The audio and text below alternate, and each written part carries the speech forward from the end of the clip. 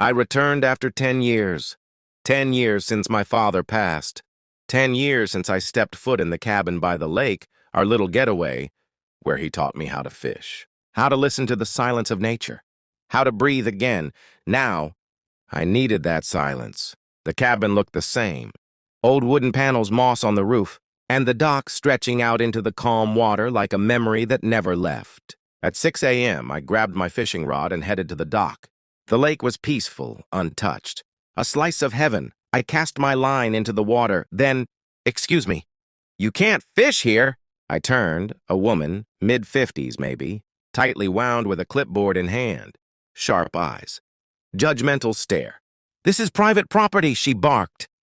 "You're trespassing." I was confused. "This is my property," I said calmly. "I own this cabin, this dock."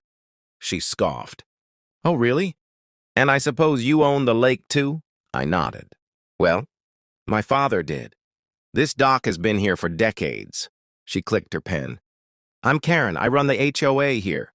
And we have no record of you or your father in our files. You need to prove ownership." I went inside, pulled out my ID and the deed. Everything was in order. She barely glanced at it. "Fine," she muttered. "But fishing without HOA approval is against community rules. Everyone follows them here." "This isn't community property," I said. "This dock is ours. Always has been." She ignored me and stormed off. I figured it was over. Was wrong. The next morning, I returned to the dock just after sunrise. I had barely cast my line when 3 police officers approached. One of them said, "Sir, we received a call about suspicious activity. Please step away from the dock." I stood there, stunned. Suspicious? "This is my home!" Karen appeared again, now with sunglasses and fake concern. "He was warned yesterday." He refused to comply. "He's becoming aggressive." "That's not true," I said, frustrated. "Check my documents." "This property belongs to me." The officers looked at the deed. One of them frowned. "These documents are valid, sir. But there's a complication." My heart skipped. "What kind of complication?" The officer handed me a page from their report. "This property is co-owned. There are 2 names on the deed." I looked closer. My name. And next to it, Karen M. Hargrove. I stepped back. Stunned, Karen was listed as a co-owner of my father's lake cabin. I couldn't breathe. Karen M. Hargrove. Her name was right there, printed beside mine on the cabin deed. Bold as truth, but completely wrong. My father never mentioned anyone named Karen, never. I looked at her. She smirked. "Looks like you didn't know everything about Daddy, did you?" The cops were tense but calm.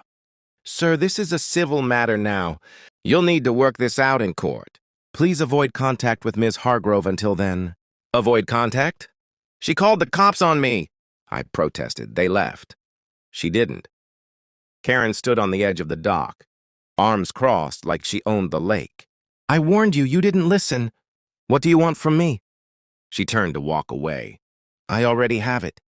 That night, I couldn't sleep.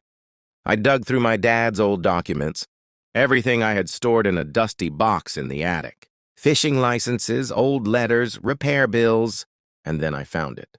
An envelope. No stamp, no address, just my name in shaky handwriting, for when I'm gone.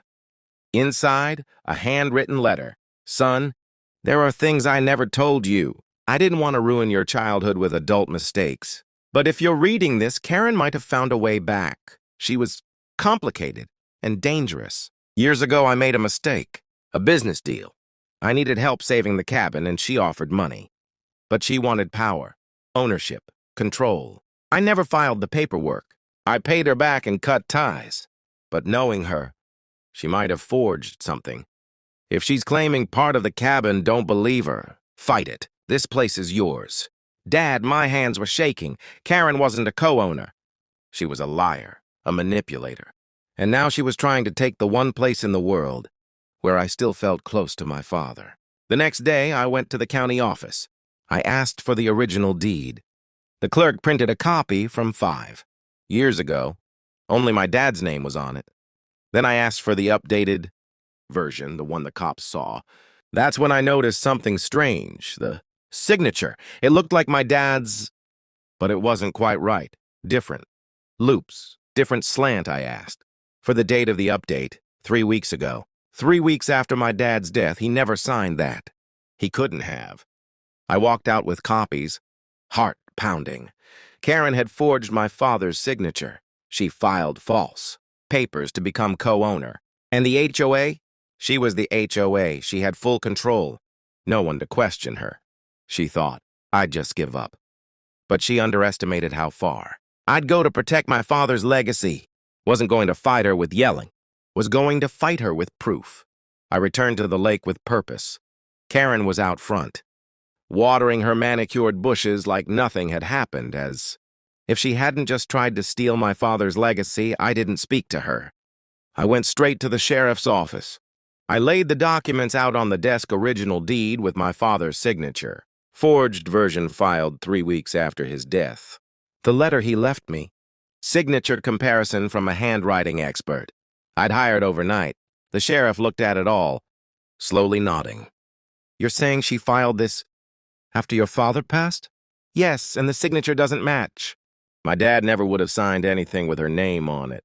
The sheriff's face changed. You're not the first one she's pulled something like this on. But this, he tapped the forged deed. This is criminal. The next morning, Karen was arrested at sunrise. Fraud, forgery, filing false documents. She screamed at the officers. This is my community. You people have no idea who I am. The neighborhood watched as she was taken away in handcuffs. For once, her clipboard was nowhere in sight. 2 weeks later, I stood at the lake again, alone, peaceful, safe. The cabin was officially mine. Again, completely mine. Her name erased from every record.